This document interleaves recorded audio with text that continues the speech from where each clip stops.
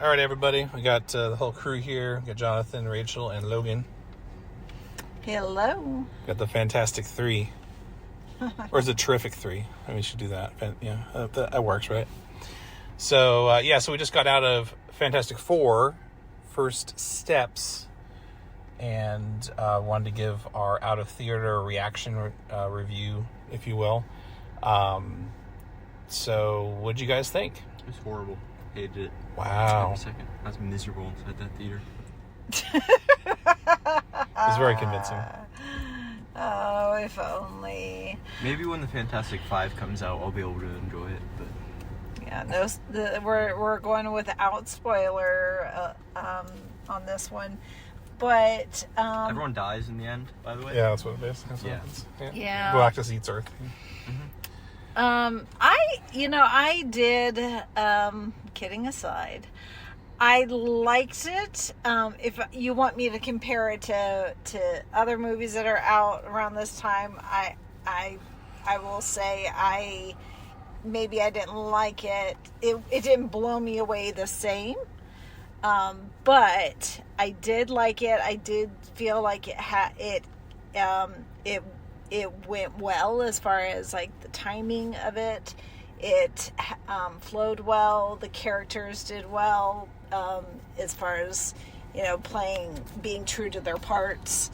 I really liked that they even developed the characters of Galactus and Silver Surfer, not just the Fantastic Four.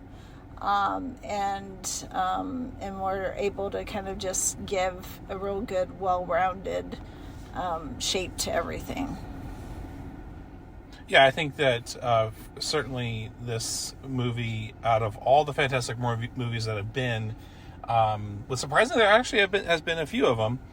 If you think about it, probably one of the most comic accurate.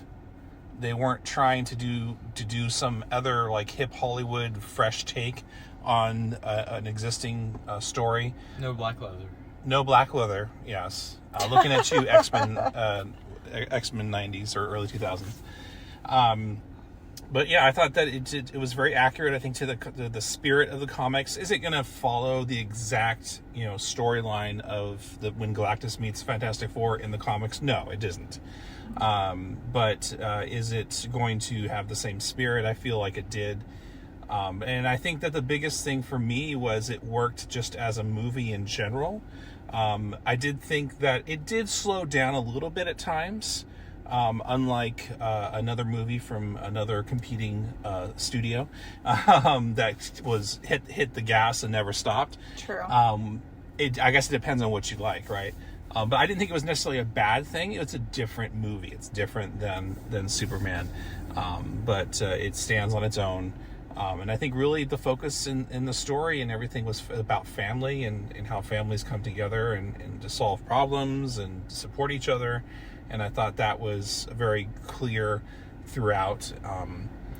And I thought like every character had something to do for the most part. I mean, definitely it focused more on Sue and Reed, but all the characters had something in the movie that they were able to do, and felt like for the most part everything kind of made sense as far as why they were there in the film. Yeah, I think one of the things it did really well as a team movie because the characters all kind of got roughly equal chance in the spotlight.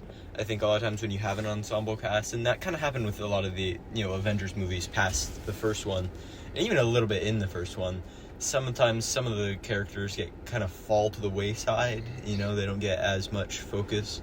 And I think that's a really easy kind of pitfall to fall into, especially if one of the characters might not have as much importance to the plot or whatever, you might feel a little underdeveloped. But I don't think this movie did that at all. Everyone kind of got their chance to shine and develop. It felt very like Jack Kirby, in terms of the setup and everything. Like it really felt like it was kind of paying a lot of love and respect to those original Fantastic Four comics while doing like enough of its own thing to not feel like it was unwarranted. All the actors I think were great casts. They all played the characters pretty much perfectly. I think it's one of the, in terms of just pure character writing and acting, maybe one of the most comic accurate movies that we've got out there. Yeah. Sorry, go ahead. No, you're good. I think the casting definitely was very well done. I think that the casting was done in such a way that it was clear they were looking for people that they felt would embody the characters. They weren't just casting because, oh, this person's the hot thing right now, right? And that actually kind of happened in one of the last, not the last Fantastic Four movie, the one before. I think some of the actors that were cast because of who they were, not necessarily that they were going to be good for the role, if that makes sense. And I think there were some fears that that's what Pedro Pascal was going to be. That he was just a celebrity pick. Because he's everywhere. But he played Reed great. I think he was I a great agree. pick. Oh yeah. He was a really good Reed. I thought he definitely fell into the role. I didn't feel like oh, I'm watching Mando as Mr. Fantastic. No, it wasn't like that. It definitely, I definitely saw that character come through with his performance. In general, I was really relieved with how Reed was written, because even in the comics, sometimes they emphasize a bit too much. They make him almost like Sheldon from Big Bang Theory, where it's just like, oh, he's all intelligent, but he doesn't care about anyone, or he's all insensitive and stuff. This movie got his character really right in a way that some modern comics even haven't, in that, that balance of he is intelligent, and sometimes he doesn't entirely click this or think the same way as other people, but he also is a genuinely caring person. Right. Yeah, very good. I thought the special effects were really, really well done. Galactus was amazing. No Oort cloud this time, of nanites like it was in one of the last ones. Definitely more comic accurate, but I thought it done well. It didn't look goofy. Definitely, if you can, we didn't see it in IMAX, but I think actually this would actually work better in IMAX. I think because of some of those scenes, I think would be really kind of stand out. So if you can see it in IMAX, I think it probably would work better for that. There was one scene, though, just as an FYI to anyone who might be motion sensitive. There was one scene in space that I could see where someone might have some difficulty. Just FYI, it's only one scene that I noticed, and it just would mean kind of maybe turning your eyesight to a different view to kind of mitigate that. So if that's something that you struggle with, then just be mindful of that, and it's very brief, and you can bypass that quickly. Yeah, I think it was a very tight movie. I think in a lot of ways too, where Superman maybe had too many characters in some ways, and a lot of the characters felt like they didn't have as much time on the screen as they should have. Like they could have spent more time. I really felt like this movie was what it needed to be as far as the length and the characters on screen time. I thought it did a pretty good job of that. What do you guys think? Yeah, I don't think many characters really got left in the dust. Yeah. Yeah, I know some reviews have kind of said that they would have liked more for Johnny and Ben to do, but I felt like it was pretty good. I mean, I didn't really feel like, oh, they needed to do more. I mean, Johnny had his whole side thing. Yeah. Maybe Ben got, but Ben had a little side story too, as well.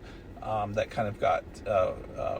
Obviously, no spoilers, but I think overall, I think it was pretty well balanced with the characters and everything. It even shows the relationship even between Johnny and Ben. Yeah.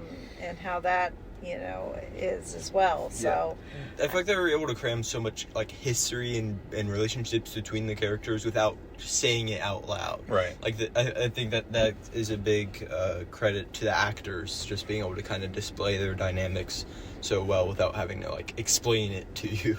Right.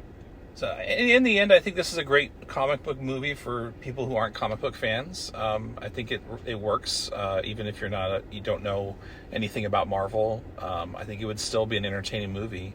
You just go, hey, it's a sci-fi movie. There's big aliens, you know. That's about all you need to know, you know. And I think someone could go in and still enjoy it. And I think that's a testament to the quality of the movie, right? Because it's not... It can stand on its own without necessarily being a comic book movie. I think as well it was a great help for it to not be tied into the ongoing MCU as it is. You know, it's in its own little universe and is able to just do its own thing without all those kind of strings attached. Yeah, I think that also is a strength for it as well. So I think it'll work. I think it's done well so far. It's made plenty of money for Marvel already. So it looks like it's got legs. So it'll probably do well, which is good for Marvel movies in general.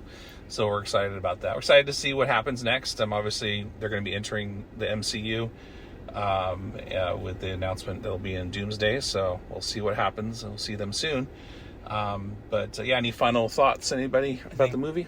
If you're a Fantastic Four fan, fantastic fan of the Fantastic Four, I think there's a lot packed in there that I think, you know, it displays all these characters that you know and love in a way that I think will be very, very pleasing. And it also has a lot of little references packed in there. And I think just, like you said, on its own, as a movie, as a Fantastic Four movie, as a comic book movie, or just a sci-fi movie in general, I think it has legs on every front. It's just a really good time. Yeah, it's a good movie. So we give it our thumbs up. Recommended. Our fantastic thumbs up. Fantastic thumbs up. All right, well, that being said, I've been Jonathan. This is Rachel. And this might be Logan. It might be a scroll. And you've been listening to Comic Talk Cafe.